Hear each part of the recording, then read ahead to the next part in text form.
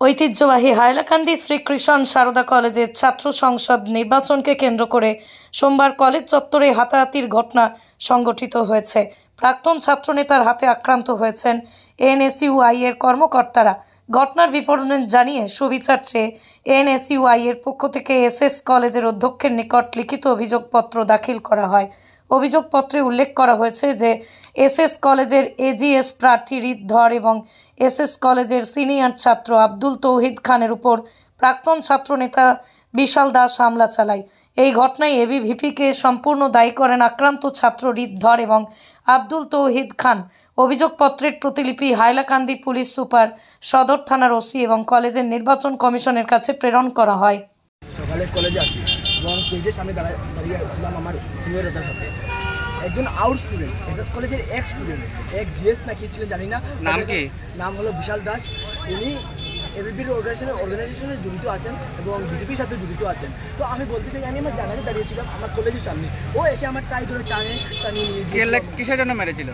আমাকে মেরেছে, আমি ইলেকশন খেলছি এনএসওয়াই থেকে, তার জন্য আমাকে মারা হয়েছে এবং আমার সাথী আমার সিনিয়র দাদা বাচ্চাদের ওনাকেও মারা হয়েছে। তো আমি মিডিয়ার মাধ্যমে এটাই বলতে চাই যে ওর করার থেকে করা শাস্তি চাই, আর কিছু লাগে না। কোনো প্রুফ আছে? প্রুফ আছে, আমার দুজন আছে, এই যে আমি নিজে প্রুফ আছে, আমাকে মেরেছে, শ্বাস ছিঁড়ে দিয়েছে, পুরো শ্বাস ছিঁড়ে আছে, এটা প্রুফ আছে। অনেক স্টুডেন্ট ছিল এখানে, স্টুডেন্টের সামনে মেরেছে ওকে। আমি কলেজের সিসি ক্যামেরা যদি এখানে থাকে ওরা চেক করে নেওক, যে সিসিটিভি ফুটেজে পেয়ে যাবে। আমি বাচ্চাতে গিয়ে ওকে বলেছিলাম যে ওকে কেন মারছো দাদা, পরে আমাকে বলে তুই কে, বলে আমাকে মেরেছে। এই যে প্রুফ আছে এখানে, শার্ট ছিঁড়ে দিয়েছে পুরা। আজ আমরা গত বছর এই জন্য আমরা গত বছর এসএস কলেজ ইলেকশনে নমিনেশন দিয়ে নাই, যে আমাদের ক্যান্ডিডেটকে মারা হচ্ছে। প্রত্যেক বছর আমরা সেকুলার ইলেকশন খেলার চেষ্টা করি, এরপরে সেকুলার ইলেকশন খেলতে দেয় না ওরা। এই বছর আমরা সাহস করে খেলতে গিয়েছিলাম। ও হচ্ছে আমাদের কলেজের এজিএস ক্যান্ডিডেট, আমাদের তরফ থেকে এজিএস ক্যান্ডিডেট। ও হচ্ছে ওরকে সেফটি যদি দিতে পারে না কলেজ, ইলেকশন কমিশন ওকে সেফটি দিতে পারে না, তো কলেজ ইলেকশন কেন অর্গানাইজ করে এসএস কলেজে প্রত্যেক বছর কেন এরকম করে? আর এই কমিউনিটির নামে বুট কালেক্ট করা, কমিউনিটিকে হুমকি দেওয়া, এটা আবার কিসের, মানে কি 7 নম্বর রুলে দেওয়া আছে, আমাদের কলেজের ইলেকশন কমিশনের রুলে দেওয়া আছে যে কোনো পার্টি বা কোনো পার্টি বা পলিটিক্যাল পার্টি যদি ইনভলভ, কোনো যদি ছাত্র অর্গানাইজেশন থাকে বা অন্য কেউ যদি ইনভলভ থাকে, এরা যদি এসে যদি কোনো কিছু করে বা রুলস ভায়োলেশন করে, তখন ওদের ক্যান্ডিডেটের নমিনেশন ক্যান্সেল করা হবে। আপনার এখন দাবি কি? আমাদের 24 ঘন্টার ভিতরে যদি আমাদের ওকে অ্যারেস্ট করা হয় না, যদি আমাদের যদি দোষ থাকে, আমাদেরকে আমরা দোষ অ্যাকসেপ্ট করে নেব, আমাদের উপর যা অ্যাকশন হওয়ার অ্যাকশন নিয়ে নেও। যদি ওকে যদি দোষী পাওয়া যায়, তাকে 24 ঘন্টার ভিতরে অ্যারেস্ট করতে হবে। যদি করে না, আমরা গণতান্ত্রিক ওয়েতে যা করা যায় আমরা স্টুডেন্ট হিসাবে আমরা তাই করবো। সকালে আমাদের রিত ধর কলেজের সামনে এসেছে কলেজে ঢোকার জন্য।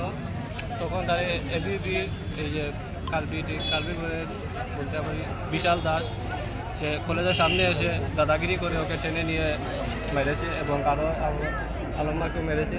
আমরা এদের ধিক্কার এই জন্য জানাই, কারণ যেদিন থেকে ইলেকশন ডিক্লেয়ার হয়েছে ওই দিন থেকেই তারা ধর্ম নিয়ে, জাতি নিয়ে, কাস্ট নিয়ে রাজনীতি করছে। তা আমরা তাদের এই জিনিসগুলো ধিক্কার জানাই, কারণ তার কাছে বিগত পুরো 1 বছর কলেজের ইউনিয়ন ছিল, ইউনিয়ন থাকা সত্ত্বেও তারা কোনো ধরনের কোনো কাজকর্ম করতে পারে নাই।